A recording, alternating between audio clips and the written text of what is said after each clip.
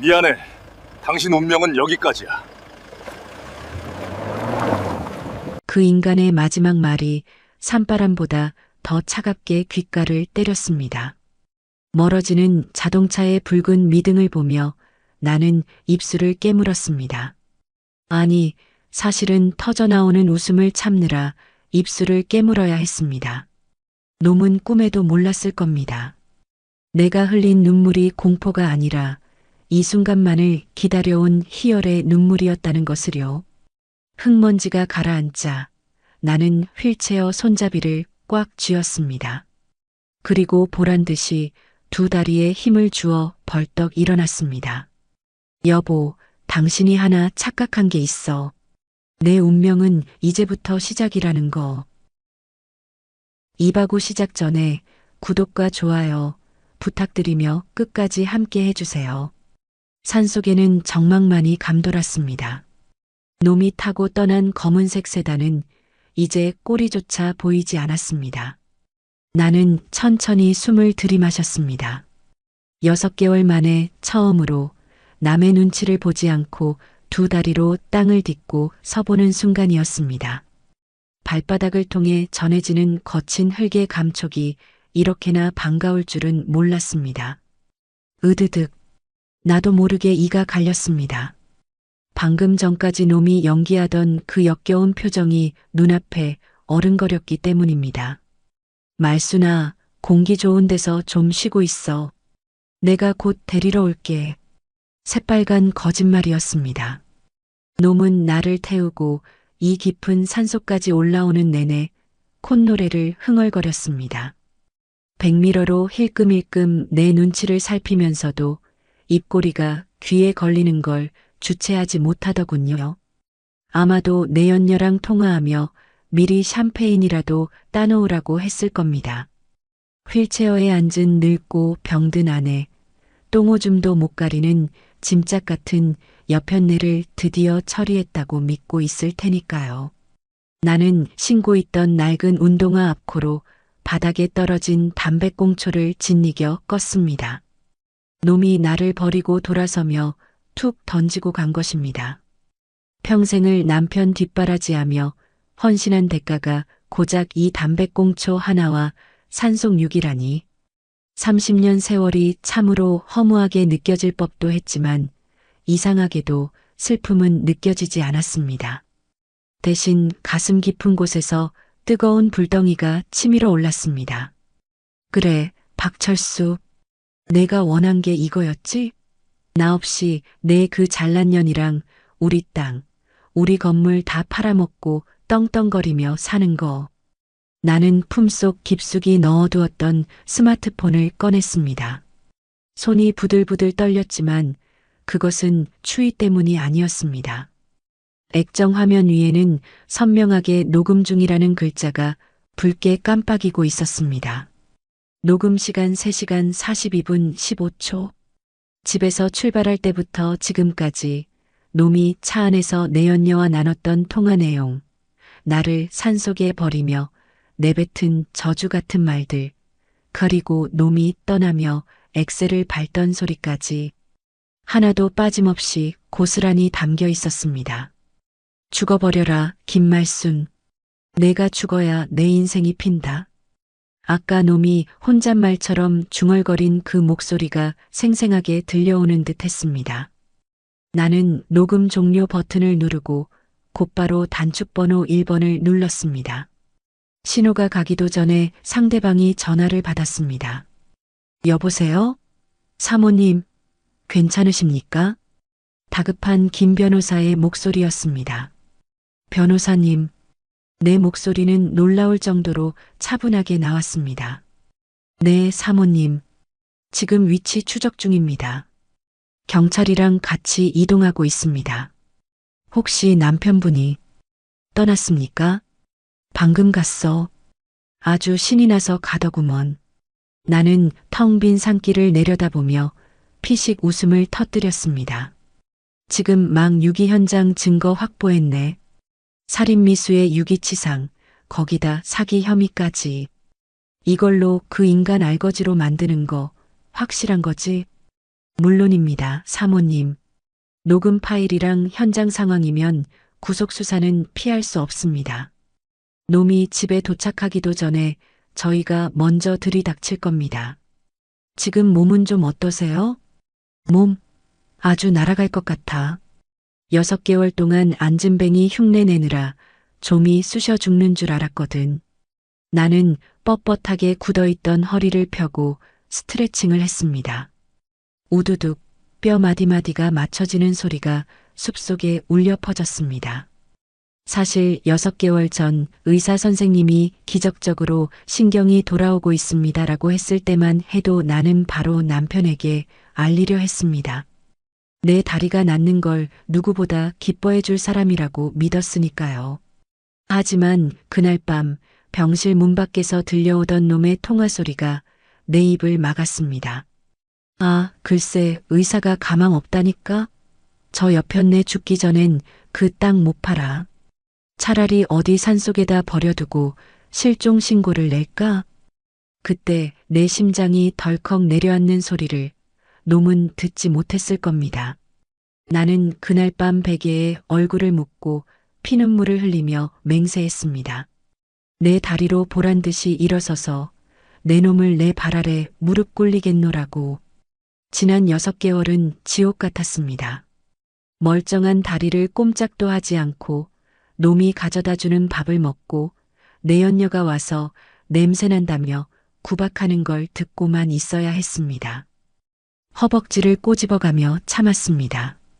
당장이라도 벌떡 일어나 그년의 머리채를 휘어잡고 싶었지만 완벽한 증거를 잡기 위해 놈들이 방심하고 덫에 걸려들 때까지 죽은 듯이 엎드려 있었습니다. 그리고 오늘 드디어 놈이 제 발로 지옥문을 열고 들어간 것입니다. 사모님, 10분 내로 도착합니다. 조금만 기다리세요. 서두를 거 없어. 어차피 그 인간 집에 가서 샴페인 따려면 시간 좀 걸릴 테니까. 전화를 끊고 나는 휠체어를 발로 걷어찼습니다. 와장창 휠체어가 비탈길 아래로 굴러떨어졌습니다. 그 처참하게 구겨진 고철 덩어리가 마치 박철수의 미래 같아 보였습니다. 찬바람이 불어왔지만 춥지 않았습니다. 오히려 가슴이 뻥 뚫리는 듯 시원했습니다. 나는 주머니에서 립스틱을 꺼내 발랐습니다. 놈이 병수 밟든답시고 화장 같은 건 꿈도 못 꾸게 했었죠. 거울 속에 비친 내 얼굴은 창백했지만 눈빛만은 20대 시절 맨손으로 식당을 일구던 그때처럼 형형하게 살아있었습니다. 기다려라, 박철수. 내가 차려놓은 밥상, 이제 내가 엎어주러 갈 테니까. 저 멀리서 경찰차의 사이렌 소리가 희미하게 들려오기 시작했습니다. 참 묘합니다. 저 소리를 들으니 3년 전 그날이 떠오릅니다. 내 인생이 송두리째 곤두박질 치던 교통사고가 났던 그날 밤에도 저 소리가 귓가를 맴돌았었죠. 그때 나는 피투성이가 된 채 찌그러진 차 안에 갇혀 있었습니다. 희미해지는 의식 속에서 마지막으로 본 건 울부짖으며 내 이름을 부르던 남편 박철수의 얼굴이었습니다. 말순아, 안 돼. 죽으면 안 돼. 여보, 정신 차려. 그때 놈의 눈물은 진짜 같았습니다. 아니, 진짜라고 믿었습니다.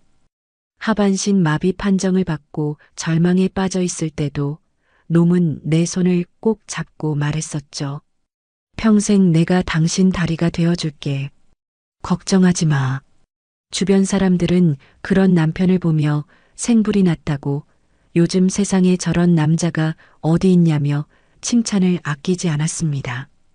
나는 그런 남편에게 짐이 된 것 같아 밤마다 이불을 뒤집어 쓰고 미안해서 울었습니다.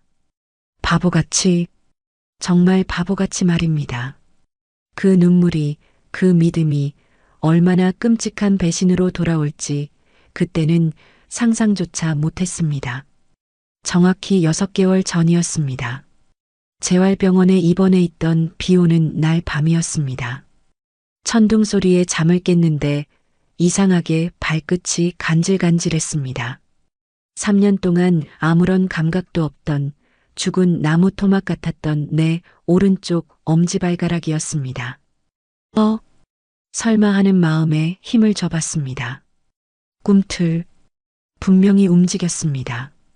심장이 미친 듯이 뛰기 시작했습니다. 기적이 일어난 겁니다. 의사 선생님도 포기했던 신경이 다시 살아난 겁니다. 나는 너무 기뻐서 소리를 지르려다 입을 틀어막았습니다.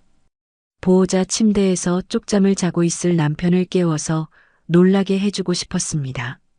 당신 고생 이제 끝났다고, 나 다시 걸을 수 있다고, 이 기쁜 소식을 제일 먼저 알려주고 싶었습니다. 하지만 보호자 침대는 비어 있었습니다. 나는 휠체어에 옮겨 탈 생각도 못하고 병실 바닥을 기어서 문을 살짝 열었습니다. 복도 끝 휴게실 쪽에서 희미한 불빛과 함께 남편의 목소리가 들렸습니다. 자기야. 나야. 낯선 목소리 톤이었습니다. 나에게는 한 번도 보여준 적 없는 꿀이 뚝뚝 떨어지는 목소리. 나는 차가운 병원 복도 바닥에 엎드린 채 숨을 죽이고 귀를 기울였습니다. 그 옆였네. 걱정 마.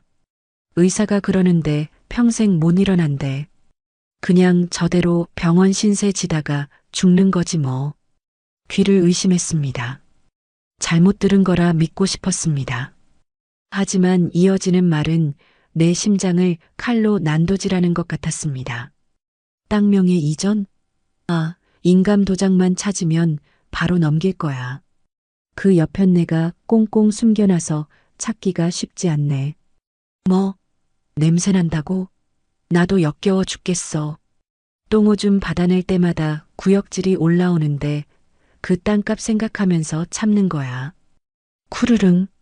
창밖에서 천둥이 쳤지만 내 머릿속에서 울리는 천둥 소리가 더 컸습니다. 나는 입술을 깨물어 피가 터질 정도로 꽉 다물고 차가운 복도 바닥에 얼굴을 묻었습니다. 온몸이 사시나무 떨리듯 떨렸습니다. 발가락에 돌아온 감각이 원망스러울 정도였습니다. 차라리 몰랐으면, 그냥 남편을 믿고 죽었으면 덜 비참했을까요? 아니요. 그날 밤 나는 병원 복도에서 지옥을 봤습니다. 내가 믿었던 천사가 사실은 내 재산을 노리고 껍데기만 쓰고 있던 악마였다는 것을 똑똑히 보았습니다.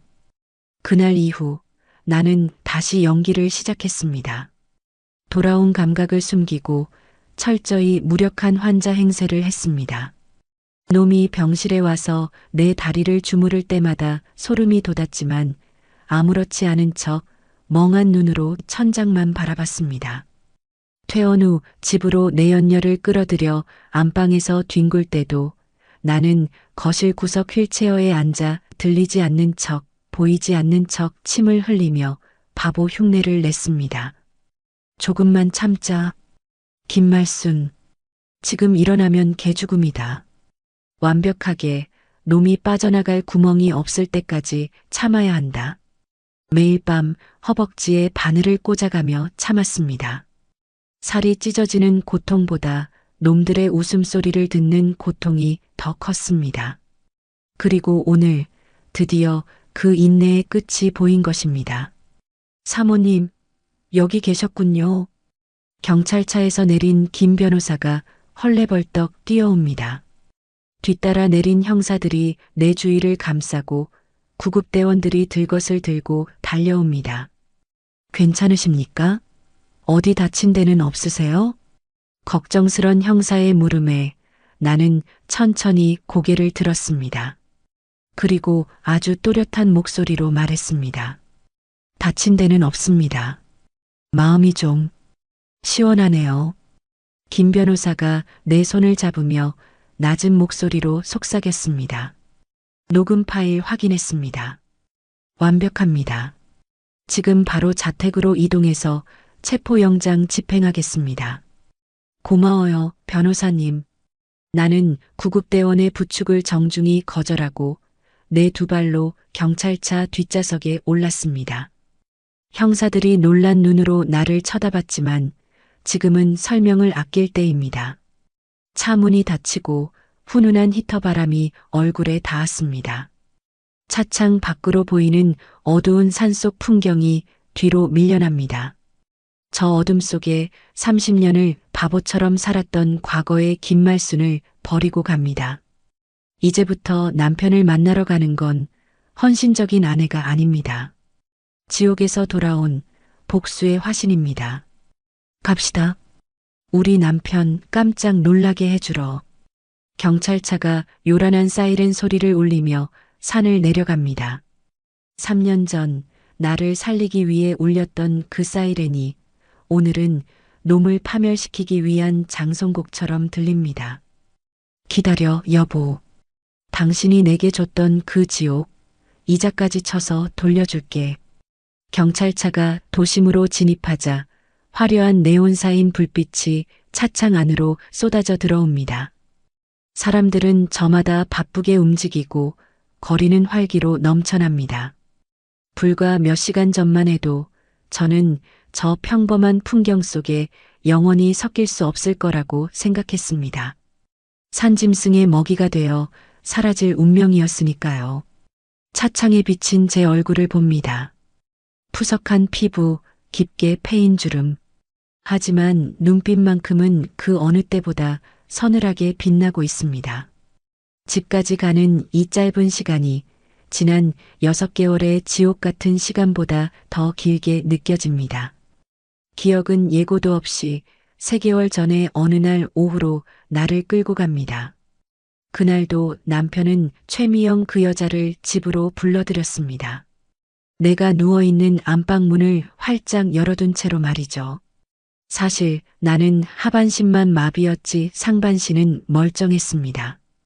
처음엔 소리도 지르고 물건도 던지며 저항했었습니다. 하지만 그때마다 남편은 내 멱살을 잡고 으름장을 놓았습니다. 자꾸 발광하면 요양원도 아니고 저기 시골 정신병원 독방에 쳐넣어 버릴 거야. 거기 들어가면 쥐도 새도 모르게 죽는 줄 알아. 그 말이 빈말이 아님을 알았기에 나는 전략을 바꿨습니다. 단순히 다리만 못 쓰는 게 아니라 사고 후유증으로 머리까지 망가져서 몸을 제대로 못 가누는 척하기로 한 것입니다.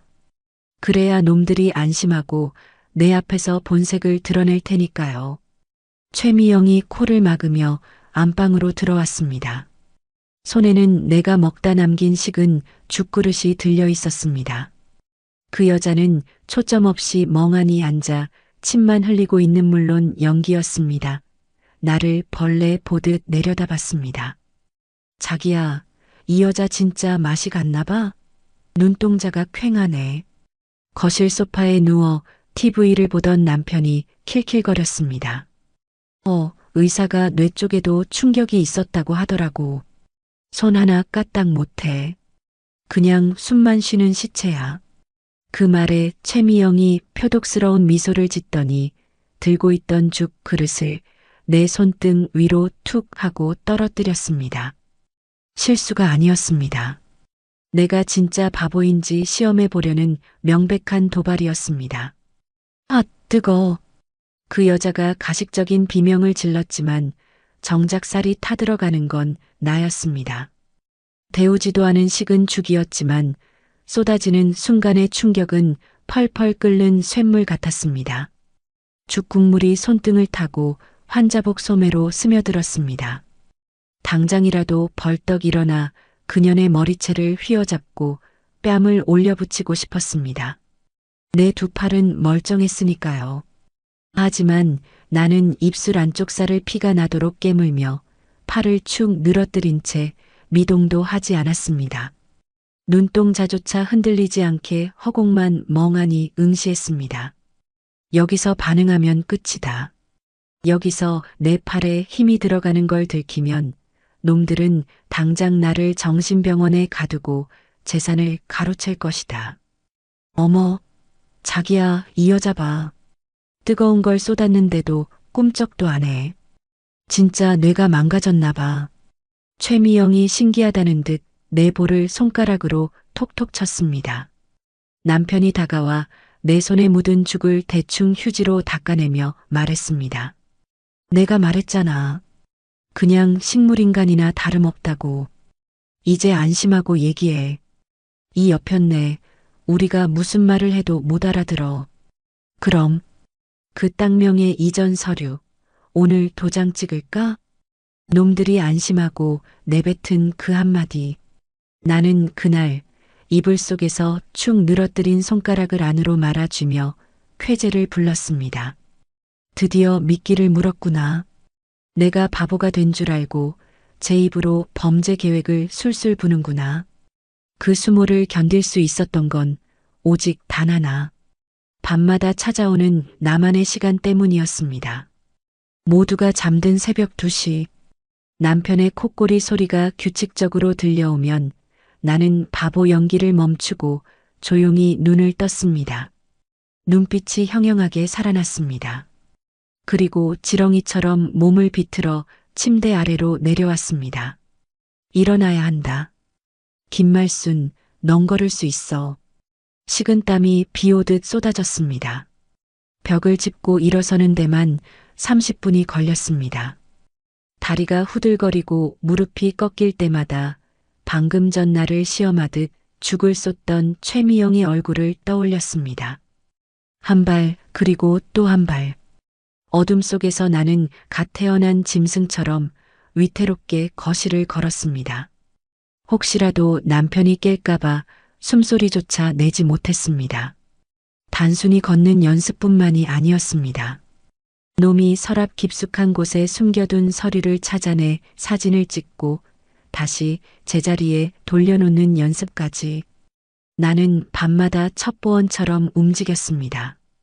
한 번은 거실을 걷다가 실수로 식탁 의자를 건드린 적이 있습니다. 짧은 소음이었지만 적막한 밤 공기 속에서는 천둥 소리처럼 컸습니다. 안방 문이 열리는 소리가 났습니다. 무슨 소리지? 잠에 취한 남편의 목소리. 나는 순식간에 바닥에 납작 엎드려 침을 흘리며 자는 척 연기했습니다. 심장이 밖으로 튀어나올 것만 같았습니다. 뭐야? 이 여편네가 굴러떨어졌나? 즉 귀찮게. 남편은 나를 발로 툭툭 건드려 보고는 다시 침대로 들어올려 던지듯 눕히고 방으로 들어갔습니다. 내 몸이 짐짝처럼 던져지는 굴욕. 하지만 나는 속으로 웃었습니다. 그래, 계속 그렇게 방심해라. 내 놈이 나를 무시할수록 내 칼날은 더 날카로워지니까. 그렇게 6개월. 나는 낮에는 식물인간으로, 밤에는 복수의 화신으로 살았습니다. 그리고 오늘 드디어 그 인내의 끝을 보러 갑니다. 사모님 다 왔습니다. 김 변호사의 목소리에 퍼뜩 정신이 들었습니다. 어느새 경찰차는 우리 아파트 단지 안으로 들어와 있었습니다. 저기 불 켜진 집 보이십니까? 1205호. 형사님이 손가락으로 가리킨 곳. 내 집, 내 안방에 불이 환하게 켜져 있었습니다. 베란다 창문에 2사람의 그림자가 어른거리는 게 보였습니다. 준비되셨습니까? 형사님이 차 문을 열어주며 묻습니다. 나는 깊게 심호흡을 한번 하고 당당하게 차에서 내렸습니다. 네. 아주 오래전부터 준비했습니다. 또각, 또각. 내 2다리가 아스팔트 바닥을 힘차게 딛습니다. 엘리베이터 숫자가 1층을 향해 내려오고 있습니다. 거울 속에 비친 내 모습이 낯설면서도 반갑습니다. 죽을 뒤집어 쓰고 멍하니 앉아있던 김말순은 없습니다. 꼿꼿하게 허리를 세운 심판자 김말순만이 있을 뿐입니다. 올라가시죠. 12층 버튼을 누르는 내 손가락에 잔뜩 힘이 들어갑니다.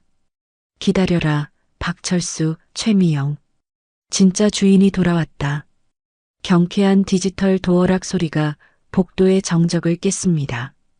이 소리가 저 안의 2사람에게는 사형 선고를 알리는 종소리가 될 것입니다. 나는 숨을 죽인 채 문고리를 천천히 돌렸습니다. 철컥. 문이 열리자마자 익숙하면서도 역겨운 냄새가 훅 끼쳐왔습니다. 달달한 샴페인 향, 그리고 기름진 배달 음식 냄새. 현관에는 낯선 여자 구두가 내 슬리퍼를 밀어내고 떡하니 자리를 차지하고 있었습니다. 빨간색 하이힐. 3개월 전 내 손등에 뜨거운 죽을 쏟았던 그날 최미영이 신고 왔던 바로 그 구두였습니다. 거실 쪽에서 왁자지껄한 웃음소리가 들려왔습니다. 자기야, 건배. 아, 속이 다 시원하다. 그 냄새나는 짐짝 치우니까 집이 이렇게 넓어 보이네. 으하. 그러니까 진작 버렸어야 했는데. 아이고, 내 팔자야. 이제야 좀 편해. 야, 근데 그 여편네 산속에서 얼어 죽으면 어쩌지? 어머, 죽으면 더 좋지. 실종 신고하고 5년 지나면 사망 처리돼서 보험금까지 싹 다 자기 거잖아. 완전 대박. 우리 미영이 똑똑한 거 봐라. 그래, 죽어라. 제발 죽어라, 김말순. 쨍하고 잔 부딪히는 소리가 맑게 울렸습니다. 내 죽음을 안주 삼아 축배를 드는 놈들의 꼴을 보니 오히려 차분해졌습니다. 피가 거꾸로 솟는다는 말이 무슨 뜻인지 알 것 같았지만 나는 입꼬리를 비릿하게 말아 올렸습니다. 뒤에 서 있던 김 변호사와 형사들이 진입하려는 것을 손짓으로 제지했습니다. 아직은 아닙니다. 저들의 파티를 내 손으로 직접 박살내는 게 먼저입니다. 나는 현관에 벗어둔 내 낡은 운동화를 내려다봤습니다. 그리고 3개월 전 놈이 기어코 내 인감 도장을 찾으려 혈안이 되었던 그날 밤을 떠올렸습니다. 그날은 유난히 달이 밝은 밤이었습니다. 놈은 내가 잠들었다고 확신했는지 안방 장롱을 미친 듯이 뒤지고 있었습니다. 어디다 처박아 둔 거야? 분명히 이 장롱 안에 있었는데. 놈은 옷가지들을 바닥에 내동댕이 치며 짜증을 부렸습니다. 나는 이불을 머리끝까지 뒤집어 쓴 채 가늘게 뜬 눈으로 놈의 등을 노려보고 있었습니다. 내 손은 베개 밑에 숨겨둔 스마트폰을 꽉 쥐고 있었습니다. 동영상 녹화 버튼을 누른 채 말이죠. 놈은 장롱을 다 뒤져도 도장이 나오지 않자 이번에는 내가 누워있는 침대로 다가왔습니다. 순간 심장이 덜컥 내려앉았습니다. 설마 몸수색이라도 하려는 건가? 나는 짐짓 코를 골며 깊은 잠에 빠진 척 연기했습니다. 놈의 거친 숨소리가 얼굴 위로 느껴졌습니다. 놈은 내 베개 밑으로 손을 쑥 집어넣었습니다. 아차 싶었습니다. 스마트폰이 들킬 위기였습니다. 하지만 하늘이 도왔는지 놈의 손은 스마트폰을 비껴나 이불 틈새를 더듬었습니다. 아우, 냄새. 진짜 씻기지도 않았더니 쉰내가 진동을 하네. 놈은 코를 막으며 질색하더니 이내 포기하고 돌아섰습니다. 그리곤 거실 소파에 털썩 주저앉았습니다. 아, 짜증나.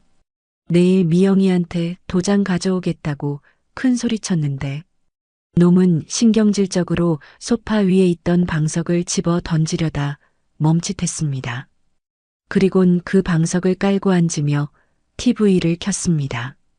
나는 이불 속에서 킬킬 새어나오는 웃음을 참느라 허벅지를 꼬집어야 했습니다. 멍청한 놈. 내가 지금 깔고 앉아 뭉개고 있는 그 방석. 그 손 뭉치 한가운데에 내가 인감도장을 꿰매 넣어놨다. 이 멍청아. 등잔 밑이 어둡다더니 제 엉덩이 밑에 깔린 수십억짜리 땅 문서를 못 찾고 온 집안을 뒤집어 엎는 꼴이라니. 다음 날 아침 최미영이 찾아와 도장 찾았어? 라고 물었을 때 남편이 극적거리며 했던 대답이 압권이었습니다. 아니, 이 여편네가 정신이 오락가락하면서도 도장은 귀신같이 숨겼나 봐. 아무리 찾아도 없어. 아유, 답답해. 자기가 제대로 안 찾은 거 아니야? 비켜봐. 내가 찾아볼게. 최미영까지 합세해 온 집안을 쥐잡듯이 뒤졌지만 거실 소파 위 낡은 방석은 거들떠보지도 않았습니다. 너무 낡고 더러워서 놈들이 앉을 때마다 발로 툭툭 차던 그 방석 말입니다. 나는 휠체어에 앉아 침을 질질 흘리는 척하며 속으로 쾌재를 불렀습니다. 찾아봐라. 평생을 찾아도 못 찾을 거다. 내 놈들 탐욕이 내 눈을 가렸으니 보일 리가 없지. 그날 확보한 동영상 속에는 놈이 이 도장만 찾으면 바로 명예 넘기고 이혼 도장 찍어버려야지라고 중얼거리는 음성과 모습이 고스란히 담겨 있었습니다. 재산 강취 미수의 결정적인 증거였죠. 회상은 짧았습니다. 다시 현실. 거실에서는 여전히 놈들의 희희낙낙거리는 소리가 들려옵니다. 자기야, 근데 진짜 괜찮을까? 나중에 경찰이 수사하면. 걱정 말하니까. 내가 알리바이 다 만들어놨어. CCTV 없는 국도로만 다녔고 폰도 꺼놨었어. 완벽 범죄라고, 완벽 범죄.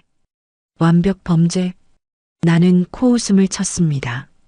내가 말한 그 완벽한 계획의 유일한 구멍이 지금 제 발로 걸어 들어오고 있다는 걸 넌 상상도 못하겠지. 나는 또각또각 구두 소리를 일부러 크게 내며 거실로 걸어 들어갔습니다. 내 발소리가 들리자 거실의 웃음소리가 뚝 끊겼습니다. 누구세요? 남편의 목소리가 떨려왔습니다. 도어락 소리는 못 들었어도 집안에 울리는 낯선 구두 소리는 들은 모양입니다. 나는 대답 대신 거실 입구의 조명 스위치를 탁 켰습니다. 환한 불빛이 거실을 가득 채웠습니다. 소파에는 남편과 최미영이 엉겨붙어 앉아 있었고 테이블 위에는 샴페인과 치킨 뼈다귀가 어지럽게 널려 있었습니다. 두 사람의 시선이 동시에 나에게 꽂혔습니다. 정적? 숨막히는 1초의 정적이 흘렀습니다. 남편의 눈이 튀어나올 듯 커졌습니다. 입을 떡 벌린 채 아무 말도 하지 못하고 뻐끔거렸습니다. 최미영은 들고 있던 샴페인 잔을 바닥에 떨어뜨렸습니다. 쨍그랑 유리잔 깨지는 소리가 비명처럼 울려 퍼졌습니다. 귀신? 남편이 하얗게 질린 얼굴로 뒷걸음질 쳤습니다. 그도 그럴 것이 불과 3시간 전에 산속에 버리고 온 하반신 마비에 치매까지 걸렸다던 아내가 지금 눈앞에서 멀쩡히 두 발로 서서 그것도 형형한 눈빛으로 자신을 노려보고 있으니까요. 나는 천천히, 아주 천천히 그들에게 다가갔습니다. 한 걸음 뗄 때마다 남편은 소파 뒤로 몸을 구겨 넣으며 비명을 질렀습니다. 오지 마. 저리 가. 귀신이야. 살려줘. 나는 피식 웃으며 식탁 의자를 끌어당겨 앉았습니다. 그리고 놈들이 먹다 남은 치킨 다리 하나를 집어들고 요리조리 뜯어보았습니다. 귀신? 귀신이라. 내 목소리가 들리자 최미영이 비명을 질렀습니다. 말도 하잖아. 오빠, 이거 어떻게 된 거야? 시체라며. 말도 못한다며. 나는 치킨 다리를 테이블 위에 툭 던지고 그들을 향해 고개를 돌렸습니다. 왜 내가 죽어서 돌아오길 바랐어? 아쉽게 됐네. 지옥 입구까지 갔다가 너희들 데려가려고 다시 돌아왔거든. 말순아. 너, 다리가. 남편이 손가락질하며 더듬거렸습니다. 내 다리가 뭐? 이거. 나는 보란듯이 다리를 꼬고 앉아 발끝을 까딱거렸습니다. 놀랍지? 6개월 전부터 멀쩡했는데 내 놈이 내 연녀랑 뒹구느라 바빠서 몰랐나 보네. 뭐라고? 6개월? 그래. 내가 내 약에 수면제 탄 거, 내가 변기통에 버리는 거 못 봤지? 내가 인감도장 찾는다고 온 집안 뒤집을 때 내가 속으로 얼마나 비웃었는지 알아? 나는 자리에서 일어나 소파 위에 놓인 낡은 방석을 집어들었습니다. 그리고 놈들의 눈앞에서 방석 지퍼를 찡 열었습니다. 방석 손뭉치 사이에서 빨간 인주가 묻은 인감 도장이 툭 하고 떨어졌습니다. 이걸 찾았니? 여보. 남편의 얼굴이 흙빛이 되었습니다. 최미영은 부들부들 떨며 남편 뒤로 숨었습니다. 너 다 알고 있었어?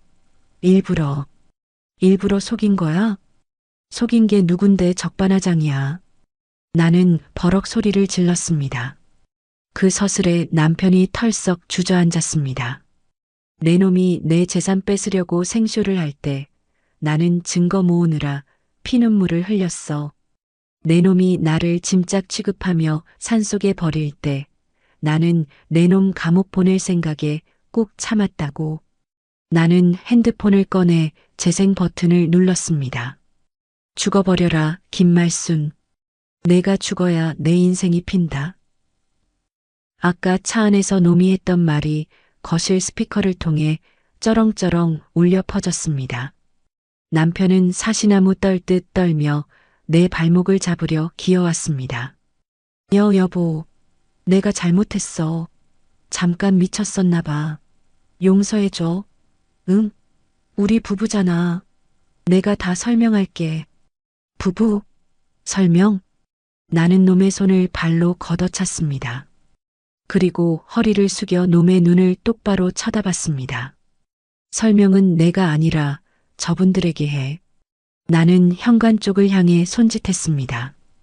그제야 숨어있던 형사들이 우르르 들이닥쳤습니다. 박철수 씨, 최미영 씨, 살인미수, 유기치상, 사기미수 혐의로 긴급 체포합니다.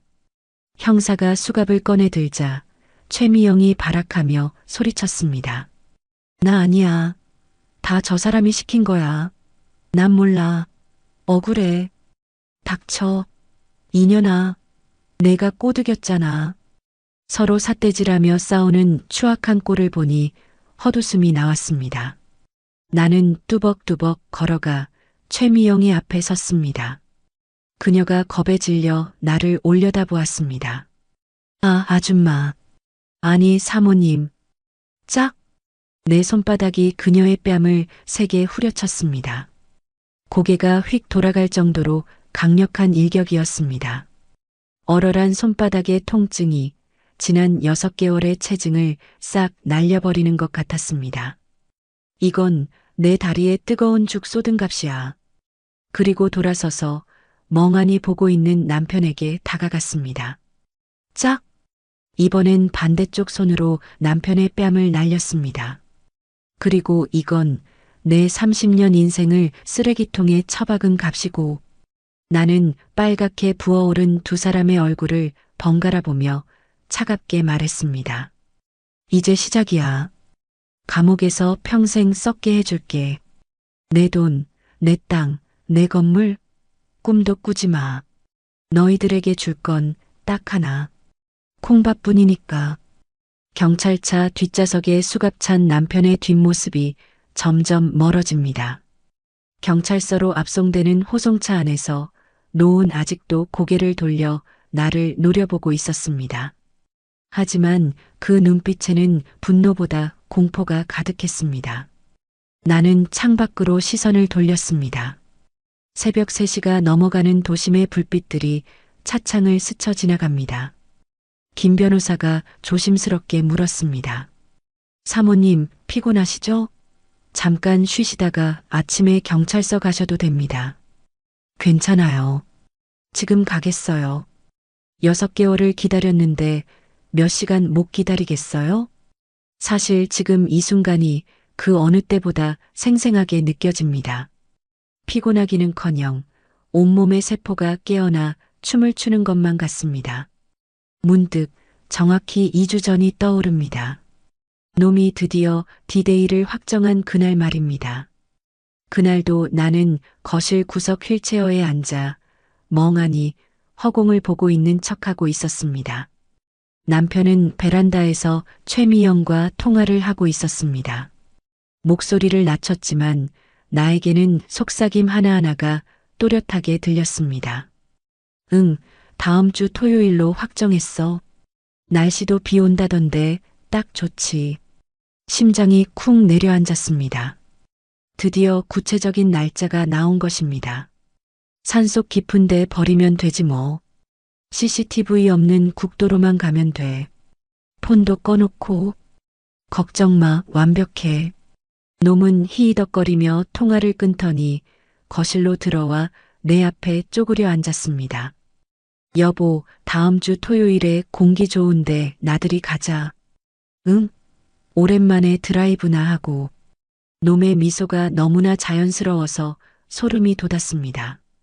3년 동안 연습한 가면이었을까요? 나는 침을 꿀꺽 삼키며 고개를 까딱였습니다. 마치 아무것도 이해 못하는 바보처럼 말이죠. 그래, 착하네 우리 여보.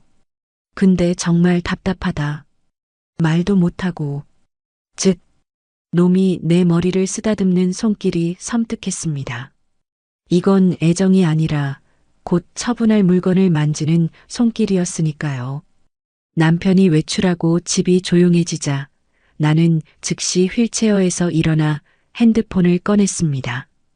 그리고 주소록에서 변호사라는 이름을 찾아 전화를 걸었습니다. 벌벌 떨리는 손가락으로 버튼을 누르는데 눈물이 핑 돌았습니다. 신호가 2번 울리자마자 상대가 받았습니다. 여보세요, 김재훈 변호사입니다. 변호사님, 저 김말순입니다. 아, 사모님, 기다리고 있었습니다. 혹시 날짜가 확정됐어요. 다음 주 토요일입니다. 전화기 너머로 변호사의 침을 삼키는 소리가 들렸습니다. 알겠습니다. 지금 바로 경찰에 연락하겠습니다. 사모님, GPS 추적기는 제가 어제 우편함에 넣어뒀습니다. 꼭 몸에 지니세요. 그리고 녹음기도요. 알아요. 핸드폰 녹음 앱도 백업용으로 2개 깔아뒀어요. 훌륭하십니다. 사모님, 정말 괜찮으시겠습니까? 산소까지 가는 게 위험할 수도. 괜찮아요. 이게 마지막이니까요. 놈이 나를 버리는 순간 증거가 완성되는 거잖아요. 네. 제가 반드시 보호하겠습니다. 토요일 당일 사모님 위치 추적하면서 바로 출동하겠습니다. 전화를 끊고 나니 무릎에 힘이 풀렸습니다. 나는 소파에 털썩 주저앉아 한참을 울었습니다. 무섭지 않다면 거짓말일 겁니다. 놈이 정말로 날 죽일 수도 있다는 공포가 밀려왔습니다. 하지만 이렇게 끝낼 수는 없었습니다. 내가 30년 일궈온 것들을 놈들의 탐욕에 넘겨줄 수는 없었습니다. 나는 눈물을 훔치고 우편함으로 내려가 GPS 추적기를 챙겨왔습니다. 동전만한 크기의 작은 장치. 이 작은 것이 내 생명줄이 될 것입니다. 김재훈 변호사. 사실 그와의 인연은 우연이 아니었습니다. 20년 전 내가 작은 식당을 운영할 때의 일입니다. 법대생이던 22살 청년이 밥값이 없어 설거지를 하겠다며 찾아왔었죠. 나는 그 청년에게 밥을 실컷 먹이고 용돈까지 쥐어줬습니다. 아줌마, 제가 나중에 변호사 되면 꼭 은혜 갚겠습니다. 그 청년이 법복을 입고 찾아온 건 5년 전이었습니다. 명함을 내밀며 그때 그 학생입니다라고 했을 때 나는 감격해서 울었습니다. 그리고 3개월 전 내가 가장 힘들 때 그에게 전화를 걸었습니다. 변호사님, 제가 지금 위험합니다. 도와주세요. 그는 그날 밤 늦게까지 내 집 근처 카페에서 나를 기다렸습니다. 나는 몰래 집을 빠져나가. 아니, 휠체어를 타고 남편 몰래 나가는 건 불가능했기에 새벽 2시 남편이 깊이 잠든 사이 기어서 현관문을 열고 나갔습니다.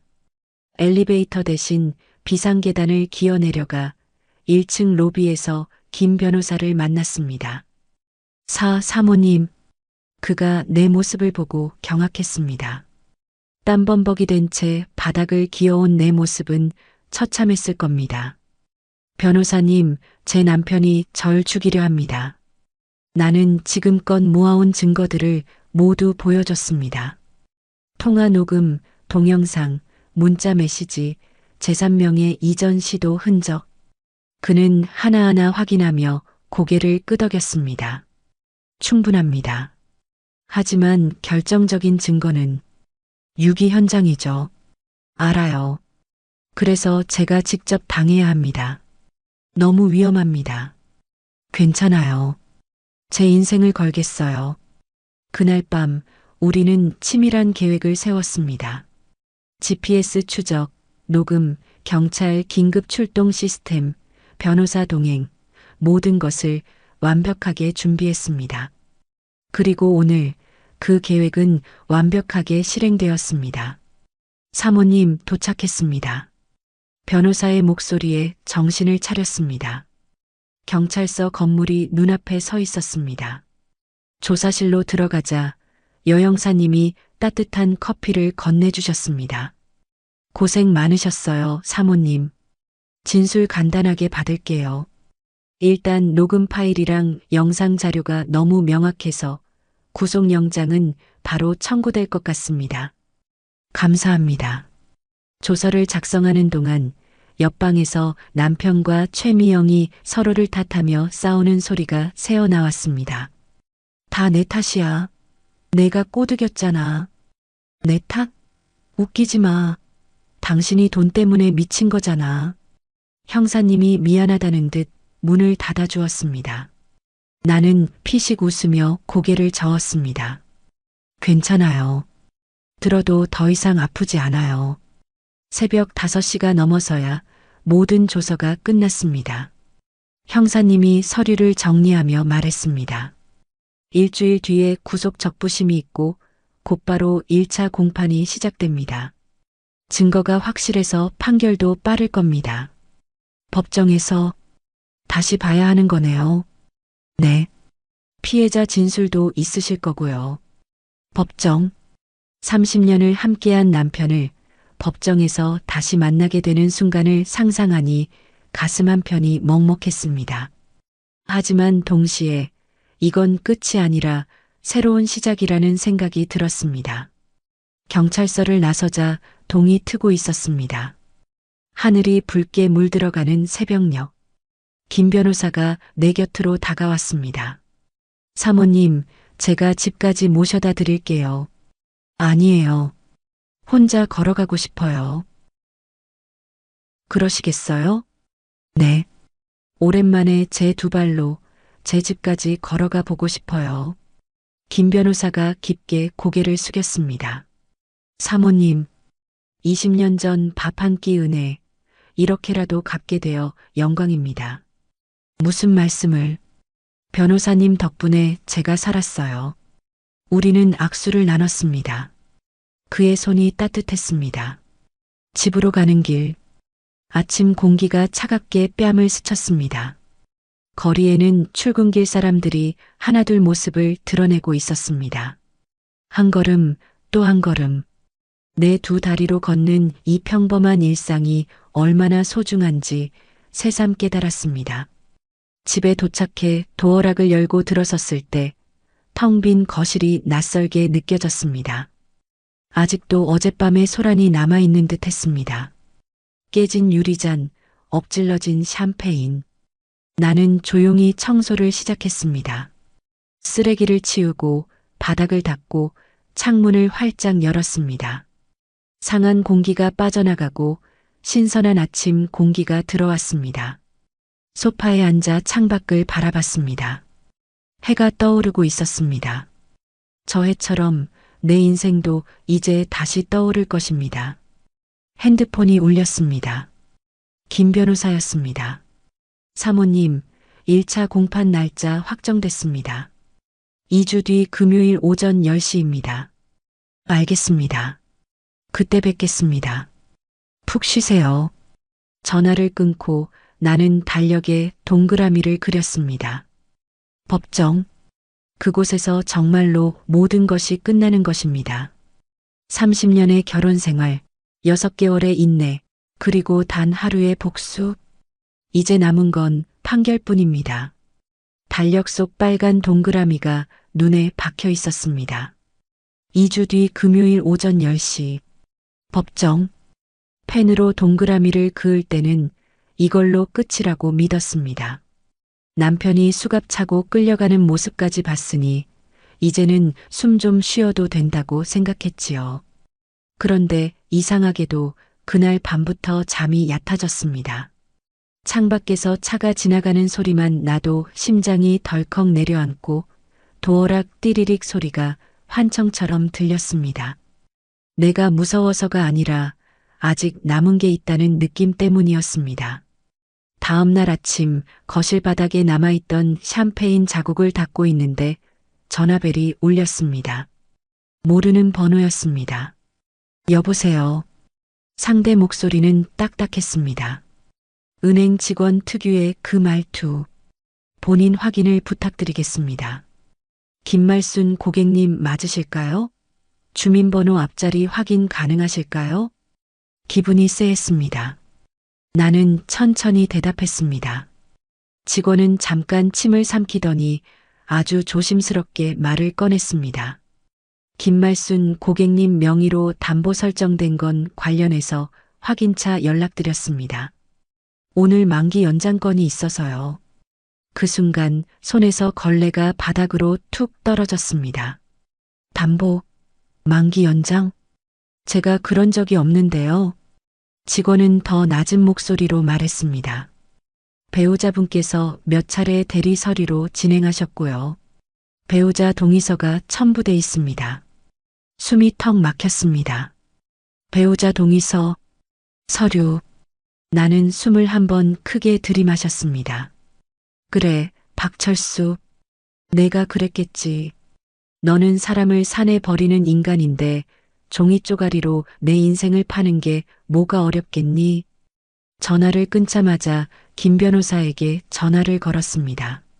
목소리가 떨렸습니다. 변호사님, 은행에서 전화가 왔어요. 담보가 잡혀 있다네요. 제 명의로요.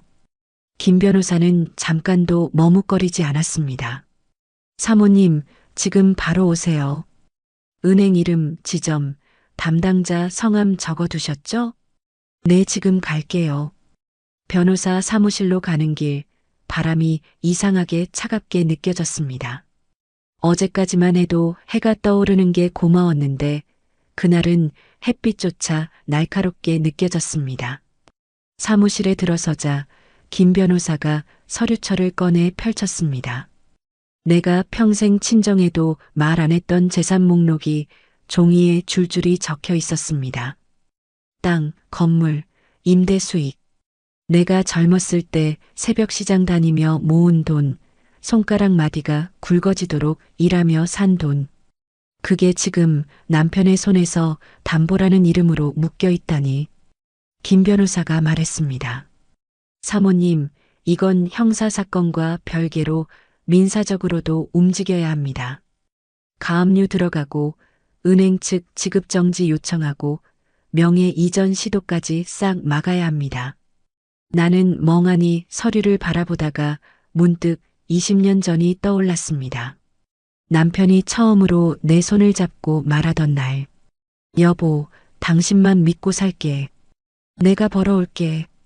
그때의 나는 왜 그 말을 믿었을까요? 믿음이 아니라 그 사람이 내 옆에 있는 가족이란 이유만으로 눈을 감아준 거였습니다. 그 눈감은 시간이 30년이었고 그 대가가 지금 이 서류 한 장이었습니다. 그날 오후 우리는 은행으로 갔습니다. 은행 유리문이 열릴 때 딩동 소리가 울렸는데 그 소리가 마치 내 심장을 두드리는 것 같았습니다. 창구 직원은 우리를 보자마자 표정이 굳었습니다. 아마 이미 소문이 난 모양이었습니다. 유기치상 살인미수 같은 말이 붙으면 돈 냄새 맡는 사람들은 제일 먼저 도망가니까요. 김 변호사가 차분히 말했습니다. 현재 남편은 구속 상태고 피해자는 이분입니다. 서류 대리 진행 과정, 위임 범위, 본인 확인 절차 전부 제출해 주세요. 그리고 오늘부로 담보 관련 추가 집행은 중지 요청합니다. 직원은 고개를 끄덕이며 안쪽으로 들어갔습니다. 그 짧은 기다림이 내겐 너무 길었습니다. 나는 의자에 앉아 두 손을 맞잡았습니다. 손바닥이 축축했습니다. 잠시 후 직원이 돌아와 낮게 말했습니다. 고객님, 일부 서류에 본인 서명이 있습니다. 나는 씁쓸하게 웃었습니다. 있겠지요. 내가 정신이 오락가락하는 척할 때 박철수는 내 손가락을 잡고 도장을 찍었을 겁니다. 내가 바보 연기하던 그 틈을 저 인간은 사기로 채웠을 겁니다. 그 순간 분노가 목구멍까지 치밀었습니다. 하지만 그보다 더 무서운 감정이 올라왔습니다. 내가 이겨도 빈손이 되는 것 아닐까 하는 공포였습니다. 김 변호사가 내 손등을 가볍게 눌렀습니다. 사모님, 흔들리지 마세요. 지금부터 할 수 있는 걸 하면 됩니다. 그 말이 이상하게도 정신을 붙잡아줬습니다. 그래. 지금 울고 무너지면 박철수가 원하는 대로 되는 거다. 사무실로 돌아오자마자 김 변호사는 서류를 몇 장 더 뽑았습니다. 가압류 신청서, 재산 처분 금지 가처분, 은행 지급 정지 요청, 그리고 남편과 내연녀의 통화 녹음 땅명의 이전 도장 버리자 같은 말이 들어간 대목을 시간표로 정리한 자료. 나는 그 종이 냄새를 맡으며 묘하게 숨이 트이는 걸 느꼈습니다. 종이는 차갑지만 종이 위에 적힌 글자들은 나를 지켜주는 칼이었습니다. 그런데 그날 저녁 또 전화가 울렸습니다. 이번에도 모르는 번호. 받지 않으려다 이상하게 손이 먼저 움직였습니다. 여보세요. 낯익은 목소리였습니다. 말수나 나야.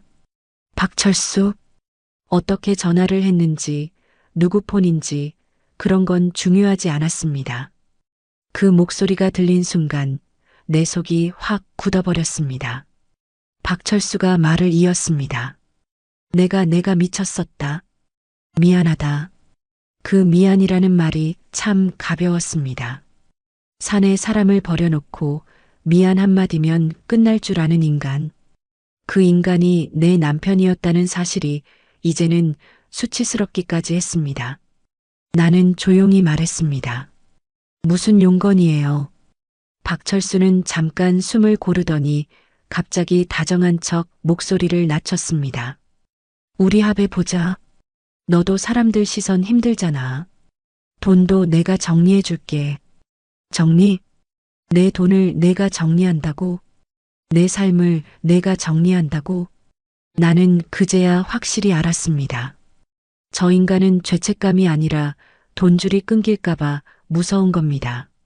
나는 천천히 대답했습니다. 합의는 법정에서 판사님 앞에서나 하세요. 난 할 말 없어요. 그 순간 박철수 목소리가 확 바뀌었습니다. 너 그러다 다 잃어. 내가 빚이 얼마나 큰데. 너도 같이 망하는 거야. 아, 드디어 나왔구나. 협박. 본색. 나는 차갑게 말했습니다. 그러니까 더더욱 법대로 가야죠. 당신 빚이든 뭐든 이제는 당신 몫이에요. 전화를 끊고 나서도 한동안 손이 떨렸습니다. 하지만 이상하게도 마음 한구석이 단단해졌습니다. 그날 밤 김 변호사에게 문자 한 통이 왔습니다. 사모님, 가압류 접수됐습니다. 내일부터 남편 쪽 계좌 일부 동결될 겁니다. 나는 침대에 앉아 창밖을 봤습니다. 어둠 속에서도 가로등 불빛이 한 줄기씩 길을 비추고 있었습니다. 내 인생도 그랬으면 좋겠습니다. 어둠이 완전히 사라지진 않더라도 내가 걸어갈 길만큼은 내가 비추는 것. 달력의 빨간 동그라미를 다시 봤습니다. 2주 뒤 금요일 오전 10시. 이제 법정은 끝이 아닙니다. 내가 내 이름을 되찾는 시작입니다. 그리고 그 시작을 이번에는 누구 손도 빌리지 않고 내 두 발로 걸어 들어갈 겁니다. 법정에 서면 끝날 줄 알았습니다. 그런데 그 문 앞에 서니까 끝이 아니라 시작 같았습니다. 아침 공기가 유난히 딱딱했습니다. 차가운 냄새가 코끝을 찔렀고 내 손에는 두꺼운 서류 봉투가 들려 있었습니다.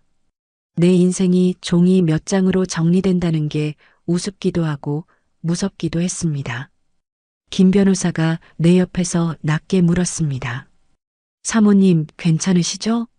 나는 고개를 끄덕였습니다. 괜찮아요. 그냥 숨이 조금 막힐 뿐이에요. 법원 복도는 이상했습니다. 사람이 많은데도 조용했고 조용한데도 숨이 막혔습니다. 구두 굽소리, 기침소리, 서류 넘기는 소리까지 전부 크게 들렸습니다. 문 앞에 적힌 글자가 눈에 들어왔습니다. 지방법원 2호 법정. 그 숫자 앞에서 30년이 한꺼번에 떠올랐습니다. 밥을 차려주던 날들, 가게에서 악착같이 일하던 날들, 땅을 사고 건물을 올리던 날들, 그리고 결국 그 인간이 나를 산에 버렸던 오늘. 그때 그 말이 아직도 귓속에 붙어 있었습니다. 미안해, 당신 운명은 여기까지야. 문이 열리며 쿵 하는 소리가 났습니다. 그 소리에 내 심장도 같이 내려앉는 느낌이었습니다. 법정 안 공기는 차가웠습니다. 나무 의자에서 오래된 먼지 냄새가 났고 사람들의 시선은 날카로웠습니다. 나는 방청석 앞줄에 앉아 봉투를 무릎 위에 올려놓았습니다. 피고인석에 박철수가 앉아 있었습니다. 수갑은 풀린 상태였지만 손목에 자국이 남아 있었습니다. 그 인간은 나를 보자마자 눈을 피했습니다. 최미영도 보였습니다. 화장을 두껍게 했는데도 눈밑이 꺼져 있었고 입술이 바싹 말라 있었습니다. 그 여자는 나와 눈이 마주칠까봐 고개를 더 숙였습니다. 재판장이 들어오고 일어나십시오라는 말이 떨어졌습니다. 나는 속으로 생각했습니다. 그래, 나는 이미 일어섰다. 산속에서도 일어섰고 내 집에서도 일어섰고 오늘 여기서도 일어선다. 검사가 사건 개요를 읽었습니다. 유기치상, 살인미수, 사기 및 사문서 관련 혐의. 단어들이 내 귀를 때렸습니다. 사람들이 웅성거리는 동안 나는 손끝에 힘을 줬습니다. 오늘은 울어도 되는 날이 아니라 끝내야 하는 날이었습니다. 그때 박철수 측 변호인이 자리에서 일어나 부드러운 목소리로 말했습니다. 피해자분과 원만한 합의 가능성이 있습니다. 피고인 박철수는 깊이 반성하고 있으며 반성이라는 단어가 내 속을 뒤집었습니다. 나는 박철수를 봤습니다. 그 인간은 고개를 숙인 채 내 쪽을 힐끔 보더니 입술만 움직였습니다. 말수나 한 번만. 소리는 들리지 않았는데도 더 또렷하게 느껴졌습니다. 저 인간은 늘 그랬습니다. 사람 마음을 약하게 만드는 표정을 골라 쓰는 데만 천재였으니까요. 재판장이 내게 물었습니다. 피해자 김말순 씨 합의 의사가 있습니까? 나는 천천히 일어섰습니다. 무릎이 떨렸지만 발바닥에 힘을 줘 눌러버렸습니다. 없습니다. 내 목소리는 생각보다 단단했습니다. 저 사람은 저를 산에 버렸습니다. 죽어도 된다는 말을 남겼습니다. 그게 합의로 끝날 일이라면 세상에 죄가 어디 있겠습니까? 법정이 조용해졌습니다. 재판장이 고개를 끄덕였습니다. 검사가 제출한 녹음 파일을 재생하겠습니다. 스피커에서 그 목소리가 흘러나왔습니다. 죽어버려라, 김말순. 내가 죽어야 내 인생이 핀다. 내가 한 번도 잊지 못할 그 말. 산바람보다 차갑던 그 말이 사람들 앞에서 그대로 울려 퍼졌습니다. 박철수 얼굴이 순식간에 하얘졌습니다. 최미영은 손에 쥔 휴지 조각을 구겨버릴 듯 움켜쥐었습니다. 검사가 이어서 말했습니다. 피고인들은 피해자 명의의 인감도장을 이용해 제3명의 이전을 시도했고 동시에 피해자를 제거할 계획을 세웠습니다. 나는 무릎 위 봉투를 열었습니다. 봉투 안에는 내가 며칠 전부터 가슴을 짓누르던 서류 사본이 들어 있었습니다. 내 이름으로 묶여있던 담보 흔적, 대리 진행 정황, 그 아래 달라붙은 서명과 도장. 나는 재판장을 향해 말했습니다. 저 사람은 저를 버리기만 한 게 아닙니다. 제가 정신이 나간 척하는 동안 제 이름으로 담보를 잡았습니다. 제가 사라지면 빚은 제 이름에 남고 재산은 저 인간이 만지려 했습니다. 그래서 저를 산에 버린 겁니다. 말을 끝내자 숨이 짧게 끊어졌습니다. 내 결혼 생활을 내 입으로 찢어내는 기분이었습니다. 하지만 찢어내지 않으면 내가 찢어졌을 겁니다. 그때였습니다. 최미영이 갑자기 자리에서 벌떡 일어나더니 목이 쉬게 소리쳤습니다.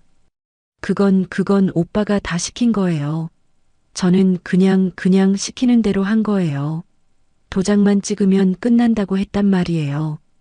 법정이 얼어붙었습니다. 도장만 찍으면 끝난다. 그 말이 얼마나 더러운 속내를 드러내는지 그 여자는 모르고 내뱉은 겁니다. 내 의사와 상관없이 내 이름을 끝내는 도구로 썼다는 걸 스스로 인정한 셈이었습니다. 박철수가 고개를 번쩍 들고 최미영을 노려봤습니다. 눈빛이 살벌했습니다. 야, 입 다물어. 재판장이 책상을 탕하고 쳤습니다.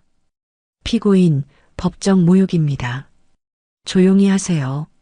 그 소리에 박철수는 입을 다물었지만 눈은 여전히 나를 노려봤습니다. 예전 같으면 그 눈빛에 무너졌을지도 모릅니다. 그런데 그날의 나는 달랐습니다. 나는 그 눈빛을 보며 속으로 되뇌었습니다. 그래, 봐라. 그게 내 진짜 얼굴이다. 나는 이제 그 얼굴을 두려워하지 않는다. 검사가 추가 증거를 정리해 제출했습니다. 유기장소, GPS 이동 기록, 현장 출동 기록, 그리고 민사 절차로 진행한 가압류 접수 사실까지 이어붙였습니다. 재판장은 한참 서류를 넘기더니 판시했습니다. 도주 우려 및 증거 인멸 우려가 인정됩니다. 구속 상태를 유지합니다. 그 말을 듣는 순간 어깨에서 무거운 돌 하나가 떨어져 나가는 느낌이 들었습니다. 완전히 끝난 건 아니었습니다. 하지만 최소한 저 인간이 다시 내 앞에 서서 여보라는 소리를 쉽게 뱉지는 못하겠지요. 박철수는 고개를 떨궜고 최미영은 울음을 터뜨렸습니다. 나는 울지 않았습니다. 울면 옛날의 김말순이 다시 내 속에서 살아날 것 같았습니다. 재판이 끝나고 법정 밖으로 나왔습니다. 복도 공기가 조금 덜 차갑게 느껴졌습니다. 법정 문을 나왔는데도 발끝이 땅에 제대로 닿는 느낌이 없었습니다. 속은 시원한데 허전했고 허전한데 또 화가 났습니다. 사람들은 제각각 바쁘게 지나가는데 나만 한 계절에 멈춰 선 기분이었습니다. 사모님, 바람 차니까 목도리 하세요. 김 변호사가 목도리를 내 쪽으로 살짝 밀어줬습니다. 나는 고개를 끄덕이며 목도리를 둘렀습니다. 변호사님, 저 이상해요. 뭐가요, 사모님? 이겼는데 왜 이렇게 마음이 텅 비었죠? 김 변호사는 한참 나를 보더니 조용히 말했습니다. 사모님은 오늘 이긴 게 아니라 끄는 겁니다. 30년짜리 끈을요. 끈을 끊으면 손이 허전한 게 정상입니다. 그 말이 가슴에 박혔습니다. 끈. 내가 스스로 묶고 스스로 조여왔던 그 끝말입니다. 그날 집에 돌아오자마자 제일 먼저 한 일은 창문을 열어젖히는 일이었습니다. 차가운 겨울 공기가 거실로 밀려 들어왔습니다. 숨을 들이마시는데 희한하게도 집이 내 집 같지 않았습니다. 소파에 앉아 벽을 봤습니다. 결혼 사진이 걸려있던 자리, 박철수가 여보라고 부르며 내 손을 잡고 웃던 사진이 있던 자리. 지금은 하얗게 벽만 남아 있었습니다. 나는 그 벽을 보며 오래 앉아 있었습니다. 울지 않으려고 이를 악물면 눈물이 더 올라온다는 걸 그날 처음 알았습니다. 다음 날부터는 시간이 빠르게 흘렀습니다. 서류를 정리하고 은행에 가고 도장을 바꾸고 비밀번호를 바꾸고 집안에 박철수 흔적을 하나씩 지웠습니다.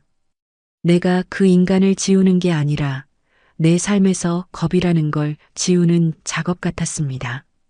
며칠 뒤 김 변호사에게 전화가 왔습니다. 사모님, 좋은 소식입니다. 담보로 엮인 부분은 위임 범위를 벗어난 정황이 명확해서 추가 집행은 거의 막혔습니다. 정말이에요? 네. 가압류도 유지됐고요.